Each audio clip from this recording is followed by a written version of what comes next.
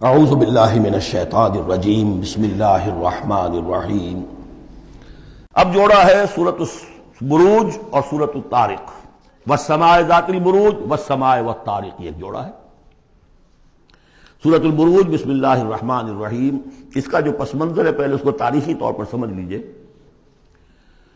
ہمیر کے بادشاہ جو ہوتے تھے یمن میں، وہ بہت عرصے تک تو وہ عیسائی رہے، لیکن یہ کہ ایک زمانہ درمیان میں ایسا آیا کہ یہودیوں کا ایک بادشاہ جو ہے وہاں پر اس نے اقتدار پکڑا، ذو نواس، اور اس کی حکومت قائم ہو گئی۔ اس نے پھر عیسائیوں کو پرسیکیوٹ کیا، کیونکہ ان کے درمیان دشمنی تو چل رہی تھی۔ جو عیسائی تھے وہ حضرت مسیح علیہ السلام کو، جو ان میں سے اچھے تھے وہ سمجھتے تھے کہ وہ اللہ کے رسول ہیں، جو ان میں سے ذرا یوں سمجھیے کہ غلو کے اندر مبتلا ہو گئے تھے، انہوں نے خدا کا بیٹا مان لیا۔ یہودی کہتے تھے وہ مرتد ہے، جادوگر ہے، کافر تھا۔ تو اب ان کے درمیان صلح کیسے ہو سکتی تھی؟ یہ تو کمال ہے یہودیوں کی ذہانت اور فطانت کا کہ اس وقت انہوں نے پورے کرسچن ورلڈ کو اپنی مٹھی میں لے لیا۔ لیکن یہ کہ یہ واقعتاً انہونی سی بات، ایک ایسی دو قومیں کہ جن میں سے ایک ہستی کو اپنا خدا مان رہی ہو، دوسرا اس کو کہے کہ یہ تو ہے ہی ولد الزنا، مرتد، کافر، یہ کیسے ایک ہو گئے؟ جادو وہ جو سر چڑھ کر بولے۔ اب اس پر میں نے تفصیل سے تقریریں کی ہوئی ہیں، کتنی محنتیں انہوں نے کی ہیں، کتنی لمبی لمبی پلاننگز کی ہیں، کس طریقے سے کہ پروٹیسٹنٹ مذہب کے ذریعے سے جو انہوں نے یورپ کی حکومتیں تھیں ان میں اپنے لیے براعت حاصل کی، سود حرام تھا، سود کی اجازت لی، پھر جکڑ لیا انہیں اپنے سودی قرضوں کے اندر، پورے یورپ کے اوپر ان کا تسلط ہو گیا۔ یہ سارے کام انہوں نے کیے بڑی مسلسل محنت سے۔ پھر ایلڈرز آف دی زوائن، انہوں نے بیٹھ کر، بڑے بڑے کون تھے وہ ایلڈرز آف دی زوائن؟ سب کے سب جو ہے بینکرز تھے، بڑے بڑے راک چائلڈز اور یہ اور وہ، اور ان سب نے بیٹھ کے پلان بنایا۔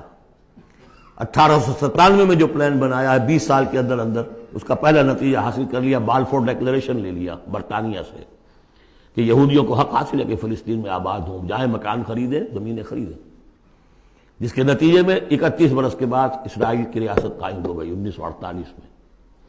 67 میں اس کی ایکسپینشن ہو گئی۔ اب جو ہونا ہے، میں اس وقت اس میں نہیں جانا چاہتا تفصیل میں، ہوا یہ تھا کہ اس وقت پھر بہت سے عیسائیوں کو ذو نواس نے قتل کیا، جیسے ہولوکاسٹ اس وقت ہوا ان کے لیے، اس طریقے سے ایک اس سے کم تر پیمانے پر 20,000 عیسائیوں کو اس نے زندہ جلایا ہے آگ میں۔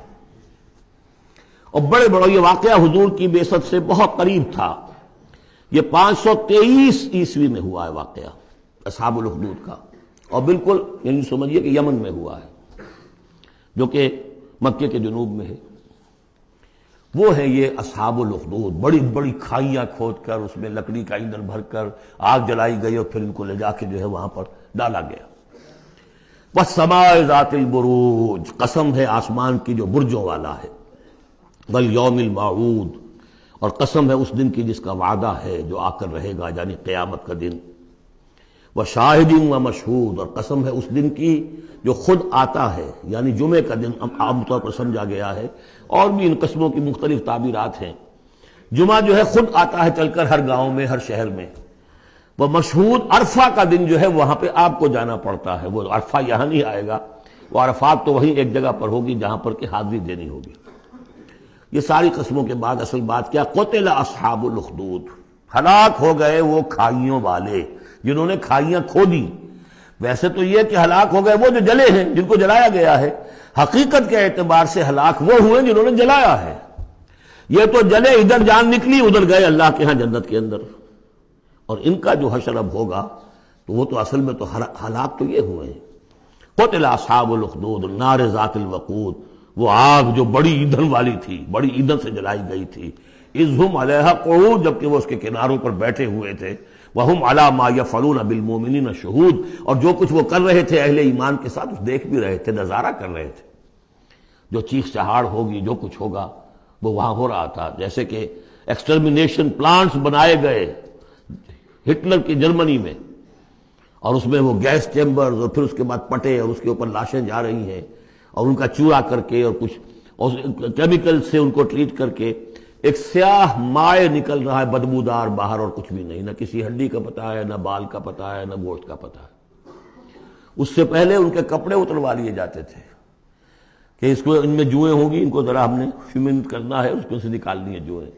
اس سے آگے جا کر ان کے بال جو ہے وہ شیو کر، عورتوں کے بھی مردوں کے بھی، ان بالوں سے انہوں نے پھر وہ اپنے قالین بنائے کہ جو نازیوں کے دفتروں کے اندر جا کے بچھے۔ ہیومن ہیئر کے اگر آپ بنا سکتے ہیں بھیڑ کے کی اون کے اور بکری کے، تو کیوں ان کا انسان کے بال کیوں نہ استعمال کیے جائیں؟ ہوئے، اور پھر ان کو ایک گیس چیمبر میں لا کے سب کو ختم کیا اور لے گئے۔ تو جو یہ بڑی یوں سمجھیے یہ موت بہرحال اس موت سے بہت آسان موت رہی ہوگی۔ گیس سے کیا ہوتا ہے؟ آدمی کو پتہ بھی نہیں چلتا، مر جاتا ہے۔ رات کو جو سوتے ہیں انگیٹھی جلا کر، صبح کو معلوم ہوتا ہے 4 آدمی مر گئے، انہیں پتہ بھی نہیں چلا ہوگا، وہ سوئے کے اندر ہی ختم ہو گئے۔ لیکن یہ کہ جو اب ان پر بیتے گی، وَهُمْ عَلَىٰ مَا يَفْعَلُونَ بِالْمُؤْمِنِينَ شَهُودٌ، وہ دیکھ رہے تھے کہ کیا ہو رہا ہے، آگ میں جس کو جلایا جا رہا ہو اس کا تو مسئلہ اور ہے بالکل۔ وَمَا نَقَمُوا مِنْهُمْ، اور نہیں انتقام لے رہے تھے ان سے، إِلَّا سوا مگر اس کا أَن يُؤْمِنُوا بِاللَّهِ الْعَزِيزِ الْحَمِيدِ، کہ وہ ایمان لے آئے تھے اللہ پر جو زبردست ہے، ستودہ صفات ہے۔ الذی لہ ملک السماوات والارض، وہ کہ جس کے لیے بادشاہی ہے آسمانوں کی اور زمین کی۔ واللہ علی کل شیء شہید، اور اللہ تو ہر چیز پر خود گواہ ہے۔ ان الذین فتنوا المؤمنین والمؤمنات، یقیناً وہ لوگ کہ جنہوں نے اس فتنے میں ڈالا مومن مردوں اور مومن عورتوں کو، ثم لم یتوبوا، پھر توبہ بھی نہیں کہی، اگر تو موت سے پہلے توبہ کر لی ایمان لے آئے تو معاملہ صاف ہو جاتا۔ ثم لم یتوبوا فلہم عذاب جہنم ولہم عذاب الحریق، تو ان کے لیے ہوگا جہنم کا عذاب اور جلا ڈالنے والے عذاب۔